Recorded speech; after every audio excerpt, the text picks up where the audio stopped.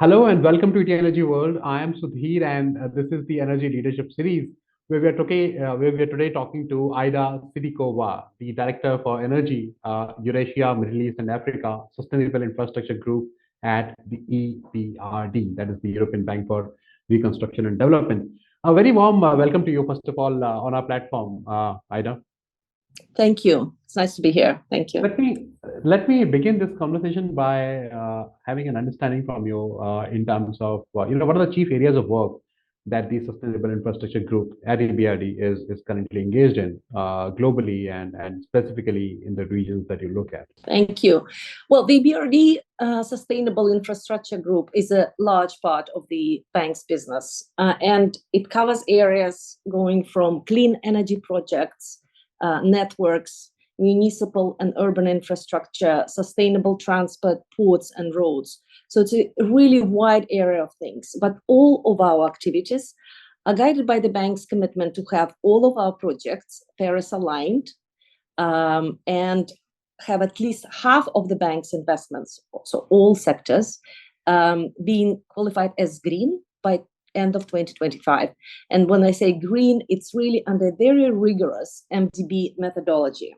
We, of course, also map out our activities against these SDGs, and sustainable development goals is something we monitor very closely and how we perform against those. And finally, EBRD is taking very seriously the global pledge of tripling renewables by 2030. So my team covers energy in, as you mentioned, in a very diverse and vast region of Eurasia and MEA. So it's going from Mongolia to Morocco. We have Central Asia, Caucasus, Turkey, Middle East, and North Africa. And these are all fascinating countries, of course, but many are characterized by some of the highest carbon intensity economies in the world. So some of them have very large dependencies on coal, and this is something that EBRD is working closely with the governments to address. Our new energy sector strategy that was adopted just last December calls for electrifying economies and doing it with clean energy sources. So this is the headline, meaning we have to move from megawatts to gigawatts of renewables. We have to strengthen grids, and we have to look at new energy vectors like green hydrogen. So this is in summary, this is what we do. In the last 2 years, my team supported over 4 gigawatts of renewable energy across Central Asia and MENA region, and Turkey, of course, our big market. And overall, the bank supported close to 5 gigawatts of utility scale renewables. So this is something across different technologies, including offshore wind, onshore wind, solar. We even had the first green hydrogen projects in the last 2 years. So this is something that this is the activity of the energy team in the region. I know when you're saying that you're trying to define at least half of the investments as green, what does that really mean, and why is that important? Very briefly, if you could share. Right. Well, there are 2 considerations, I think. One is that we have to be absolutely prudent and conservative in terms of risks of greenwashing. This is why the multinational development institutions like EBRD and others have a joint MDB methodology. So it's really a system of checks and balances of ensuring that what we present as green, meaning reducing the greenhouse gas emissions, is really what we are saying it is. And when we say 50% by 2025 of the bank's projects have to be green, that means actually that they've been tested and checked, and it's across all sectors. It's industries, financial institutions, it's of course energy, municipal, all sectors have to comply with very rigorous, very technical methodology that we adopted. Okay, Aida, one more thing that I want to understand from you here is, so we are talking about multiple regions here, right? Multiple regions, multiple countries, and each one of them has a very different level of development, very different level of how they want to address carbon emissions or decarbonization, etc. Also, I'm sure they would differ. There'll be a huge difference from one region or one country to another in terms of the technologies being employed, the amount of investment that is going into it. Now, when you're looking at it as a bank, right? I can understand that it's a tough call to take, which regions, what do you want to do specifically in which regions and what works where, right? It's not an easy job. But then I want to understand from you, in terms of technologies, what are, as a bank, what specifically are the technologies that you want to promote? Or in terms of, as a bank, from your own business model point of view, what works best for you? Right? For example, green hydrogen works, but then the green hydrogen is also one area which is it's still in some ways in infancy, right? It's still to mature. So how do you look at this? Right. Very good question. Well, in general, we are agnostic as to the technology as long as it's low carbon. So, for example, we're colorblind on hydrogen. As long as it's, I didn't want to say green, as long as it's low carbon. And it's really going from solar PV to onshore wind to offshore wind, which our sister team did in Poland, 1.2 gigawatts in Poland last year. One thing that is coming to the front is the storage solutions, which we are also actively promoting, because for the transmission systems of our countries to absorb those megawatts to gigawatts, they need to be strengthened. They need to be interconnected. And interconnectors is another big thing that renewables would require as the region scales up. And you are absolutely right. It's indeed very diverse set of economies, even in my part of the world. But one unifying theme is that they need strengthened grids to absorb those gigawatts, and they need to connect with each other. So interconnectors, especially Middle East, North Africa to Europe, is a really emerging theme. Last year, we financed subsea cable from Tunisia to Italy, exactly with the point of bidirectional supply of clean energy, both for decarbonization of Tunisian economy, which is still very fossil fuel driven, but also bringing clean green electrons to Italy, to Europe. Okay. Let me turn to Middle East specific, and I want to ask you, what makes Middle East unique, as a market for clean energy, and also as a region which would require funding support from multilateral banks like yours for its kind of the ambitious projects and ambitious plans that it has for the energy sector. There's a lot of planning there. There's a lot of investments that are going into this industry in Middle East. What makes it unique from your point of view? Well, I think in addition to abundant natural resources of solar and wind, the region Middle East has excellent geographical location to really become a powerhouse for a different clean energy technologies from solar and wind, one of the best resources in the world, to green hydrogen, to low carbon fuels. So, and it's, again, as I mentioned before, it's both for domestic decarbonization, but also to be part of the solution, for example, to Europe, which it's very close to. So EBRD is working with the governments of Egypt, Jordan, Morocco, Tunisia to foster the enabling environment where the renewables and clean energy sources can take off, but also to finance investments. For example, in Egypt, we supported the government in launching the Nexus Water Food Energy platform. So it's sort of a country platform called NWEFI. So we helped to launch NWEFI with the view that the country would add 10 gigawatts of renewables, will decommission 5 gigawatts of old inefficient fossil fuel capacity, will strengthen grids, and will have just transition, meaning that those who are impacted by the energy transition in Egypt would not be left behind. So we are working with the government on that. There's a number of projects that we actually financed under NWEFI. The most recent one is probably our equity participation in, in Hassan Alam, together with Meridiam, a European infrastructure fund, where we're looking at sub-projects, again, with big Middle Eastern players like Masdar, or Infinity Energy, or Aqua Power. So those that are the projects that are coming in the pipeline, they are really of gigawatts sort of scale. This is what the region needs. Another part of related to this geographic location is, as I mentioned before, is interconnections.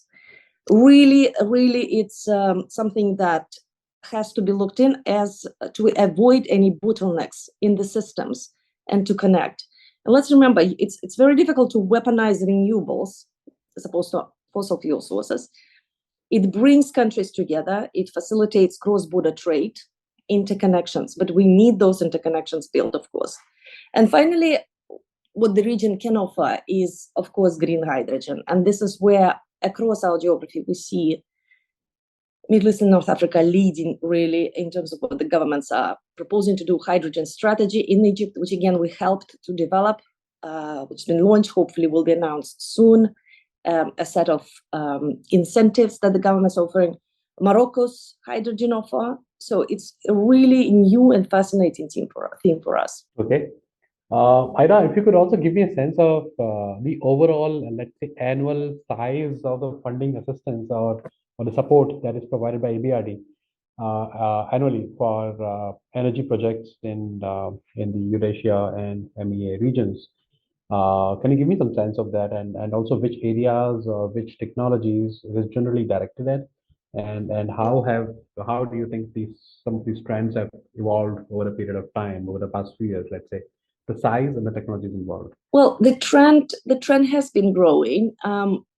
Over the last 2 years, we averaged over 1 billion in annual investments, 1 billion euro. Okay. In annual investments across my region. And it's really different technologies, different. I mean, you could look at large-scale solar with Masdar, 900 megawatt in Uzbekistan, for example, okay. Last year, or 1.5 gigawatt of wind in the same country the preceding year, 22. Okay. We have the first utility scale with Aqua Power in Azerbaijan last year. We have coal to gas conversion in Kazakhstan. We have the first green hydrogen project in Egypt, financed in 22. Repowering of wind farm in Morocco. Subsea cable I mentioned before, Tunisia to Italy. We have, of course, in Turkey, which is our large market. We've been working with electricity distribution companies very actively and renewables. On the electricity distribution, was a big part of what we did last year was the earthquake response. Okay. And that is our client. And of course, we don't forget small hydros in maybe smaller countries like Kyrgyzstan and Tajikistan, small hydrants and networks. That's what we are focusing on. Okay. Yeah.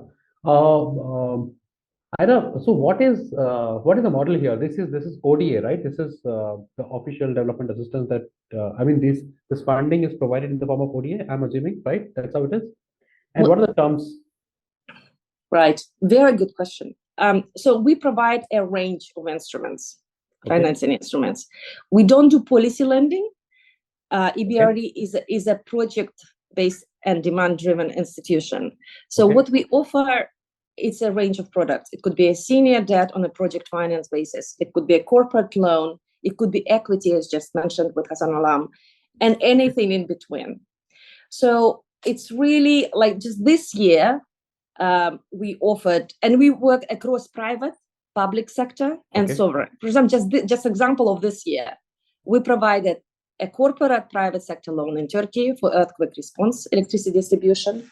We provided sovereign loans in Georgia and Tajikistan to support rehabilitation of a large hydro and support grids in Tajikistan.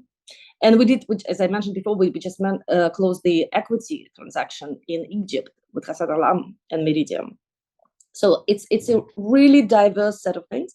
In terms of terms, we tend to be market-driven on the private sector transactions. So what we are also trying to do, we're trying to mobilize climate capital. So we validate our terms, we bring others crowding in the climate financiers. Okay. Yeah, that makes a lot of sense. If I were to, I mean, you've already mentioned during this conversation, some of the projects that you've worked upon.